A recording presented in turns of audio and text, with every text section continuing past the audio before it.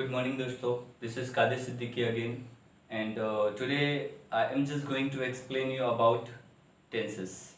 जैसे कि आप लोगों ने देखा है कि मैंने एक वीडियो बनाया हुआ था, उसमें डे वन करके मैंने एक टाइटल दिया हुआ था और आप लोगों ने उसको बहुत ज़्यादा लाइक किया, बहुत ज़्यादा उसको पसंद किया हुआ है।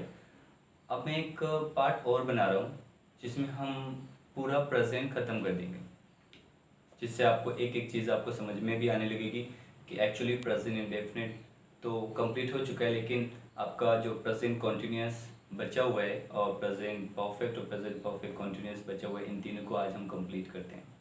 Let's see. तो सबसे पहले हम बात करते हैं प्रेजेंट कॉन्टीन्यूअस के बारे में। प्रेजेंट कॉन्टीन्यूअस, एक बात याद रखना, प्रेजेंट कॉन्टीन्यूअस जो है, जितने भी टेंस में पढ़ा रहा हूँ, ये सारे आपके ओमिशन में भी आते हैं, क्योंकि मिसिंग वर्ड है, कुछ ना कुछ मिस हो जाता है। कभी हेल्पिंग वर्ब मिस हो जाती है, कभी वर्ब मिस हो जाती है, ठीक है। तो ये आपको बहुत ध्यान रखना है इसमें, हेल्पिंग वर्ब, ठीक है। तो प्रेजेंट कॉन्टीन्यूअस क्या कहता है? प्रेजेंट कॉन्टीन्यूअस कहता है कि जिन से मतलब कैसे पता करेंगे, यही जहाँ काम जारी हो, जहाँ काम लगातार चल रहा हो, वो होता है प्रेजेंट कॉन्टीन्यूअस। अब सर लगातार कैसे चल रहा है? जैसे मैं खड़ा हूँ तो लगातार ही तो खड़ा हूँ, है ना। मैं पढ़ा रहा हूँ तो लगातार पढ़ाई तो रहा हूँ, रुका तो हूँ नहीं ना। जब हम कोई काम लगातार कर रहे होते हैं, जैसे पंखा टंगा हुआ है तो टंगाई तो यार, ऐसे थोड़ी गिर पड़ा, ठीक है। अगर मैं कहूँ कि मशीन काम कर रही है तो काम तो लगातार कर रही है। जिन सेंटेंसेस के लास्ट में आप लोग को एक थोड़ा सा बच्चों वाली एक डेफिनेशन बता दूं कि जिन सेंटेंसेस के लास्ट में वर्ब के साथ खा रहा हो, पी रहा हो, पी रहा है, सो रहा है, आ रहा है, बता रहा है, ये जा रहा है, वो कर रहा है, वो मुझे मार रहा है, वो मुझे समझा रहा है, इस तरह के वर्ड्स लास्ट में आ जाते हैं तो वो प्रेजेंट कॉन्टीन्यूअस के सेंटेंस ही कहलाएंगे, ठीक है। अब इनको बनाने का तरीका बहुत इजी तरीके से हम आपको समझा रहे हैं। इसकी जो रिकग होती है, रिकग मीन्स पहचान, वैसे इसको शॉर्ट में लिखा मैंने रिकग, एक्चुअली बोलते हैं इसको रिकॉग्नाइज, ठीक है। इसकी रिकग क्या है? इसकी रिकग ये है कि इन सेंटेंस के लास्ट में दिया रहता है कि खा रहा है या मार रहा है, ठीक है। या कभी हम लोग बोल देते हैं बैठा है, ठीक है। या हम लोग बोल देते हैं सोया हुआ है, ठीक है, सोया हुआ है, ठीक है। सोया हुआ है, आप लोग कंफ्यूज हो रहे होंगे। एक्चुअली बात यह है कि जब बंदा सो रहा है तो हम लोग बोलते हैं वो सोया हुआ है, सोया हुआ ही तो है। अब सोया हुआ है यानी कि बात तो बराबर चल रही है, हम ये नहीं बोल देंगे ही स्लेप्ट, वो सो गया, वो बात वो अलग है, लेकिन वो अभी भी उसी पोजीशन में चल रहा है, तो इसलिए हम बोलेंगे काम जारी है ना, सो तो रहा है ना, वो बात तो बराबर है, सोई तो रहा, जागा तो नहीं है, ठीक है। ये ऐसे सेंटेंसेस हम लोग यूज़ कर सकते हैं। तो जैसे खा रहा है, मार रहा है, बैठा है, या सो रहा है भी कर सकते हैं इसको, सोया हुआ है या सो रहा है, एक्चुअली एक ही सेंटेंस में आ जाएंगे, ठीक है। वेरी इजी वे, एटसेट्रा, ठीक है। एक्चुअली जो एटसेट्रा आप लोग लिखते हैं, इसको हम लोग बोलते हैं ETECETER, एटसेट्रा, ठीक है। एटसेट्रा का मतलब होता है इत्यादि, ठीक है गाइस, याद रखिएगा आप लोग। अब हम लोग थोड़ा सा बात करते हैं इसके रूल के बारे में, कि सब्जेक्ट इसमें यूज हो जाता है, इज एम आर यूज हो जाता है, ठीक है। प्लस आपकी कोई भी वर्ब की फर्स्ट फॉर्म में आईएनजी यूज हो जाती है, ऑब्जेक्ट यूज होता है, एंड देन एक्सेट्रा यूज हो जाता है। जैसे मैंने बोला कि मेरे पापा कार में आ रहे हैं, तो कार में आ रहे हैं, तो my father is coming in car. या अगर हम बात करें कि आप लोग ज़्यादा शरारत कर रहे हैं, या हम कभी बात करें कि आप लोग बहुत ज़्यादा उधम कर रहे हैं, ठीक है, लोग मुझे समझ नहीं रहे हैं। या हम कहें कि आप ना टीवी देख रहे हो, तुम पढ़ाई नहीं कर रहे हो, ठीक है। या हम कहें कि कोरोना का काल चल रहा है और आप लोग पढ़ाई नहीं कर रहे हो, ये सेंटेंस आपके ऊपर बिल्कुल फैक्ट बैठता है, क्योंकि कोरोना तो चल ही रहा है। इस टाइम में हम लोग को क्या करना चाहिए, इसके एडवांटेजेस लेना चाहिए।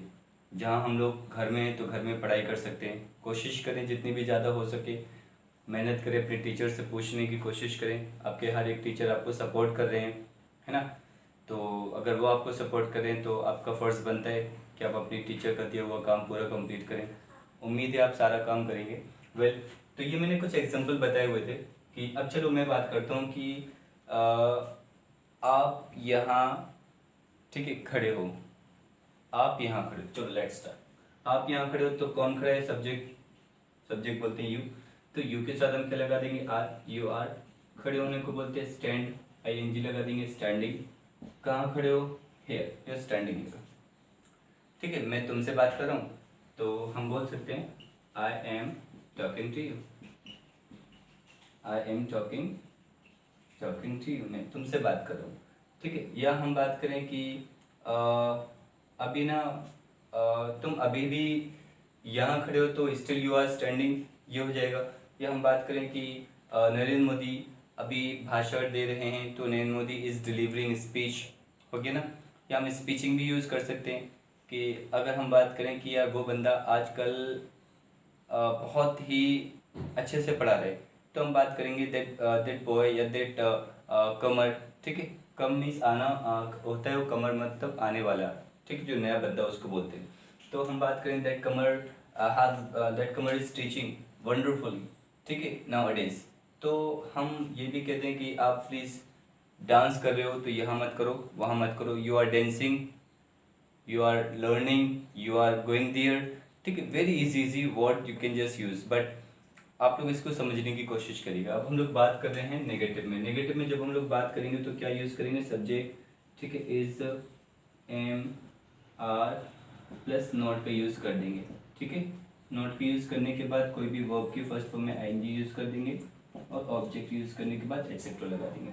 जैसे मैं कहूँ मैं तुमसे बात नहीं कर रहा हूँ, ठीक है, तो आई एम नॉट, ठीक है, I am not talking to you, I am not talking to you.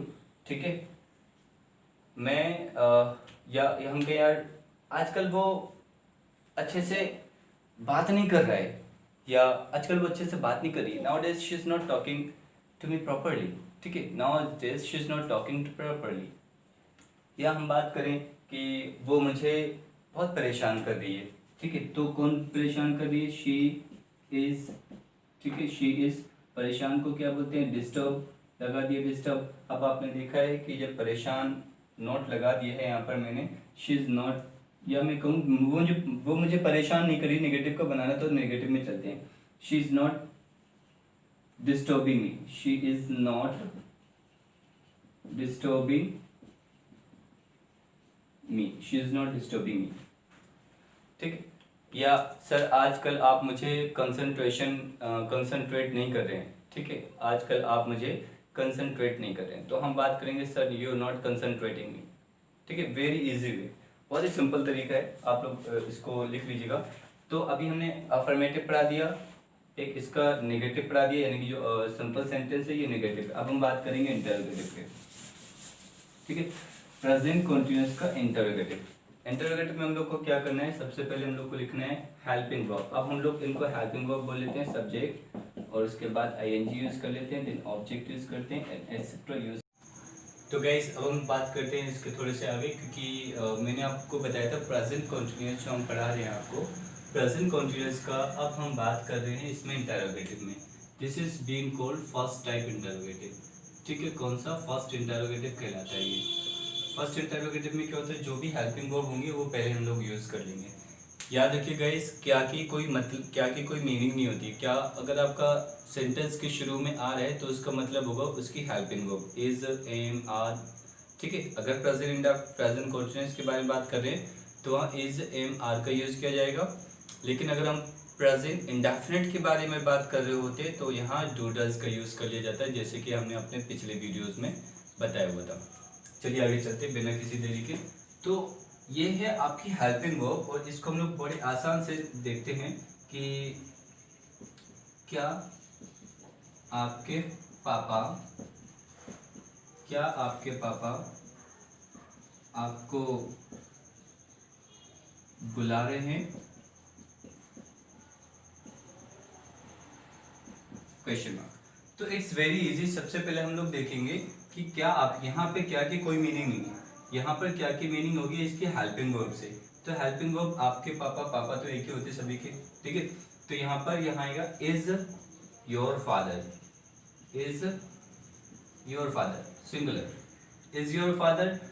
अब उसके बाद में लगानी है वर्ब। वर्ब मीन्स क्या करना है, बुलाना। बुलाने को क्या बोलते हैं, कॉल। और ये मेन वर्ब है, मेन वर्ब में हमें क्या करनी है, आईएनजी लगानी है, तो आईएनजी भी लगा दी। क्या हो गया, कॉलिंग। तो इज योर फादर कॉलिंग, किसको बुला रहे हैं, आपको। Is your father calling you, तो ये आपका बन गया फर्स्ट इंटरोगेटिव। बहुत ही सिंपल तरीका मैंने आपको बताया हुआ है। आगे हम बात करते हैं, या हम इससे कई सेंटेंसेस आपको बोलते हैं। क्या आपके पापा आपके साथ डांस कर रहे हैं, is your father dancing with you. क्या नरेंद्र मोदी जी अपनी भाषण दे रहे हैं, तो इज नरेंद्र मोदी जी स्पीचिंग या डिलीवरिंग स्पीच।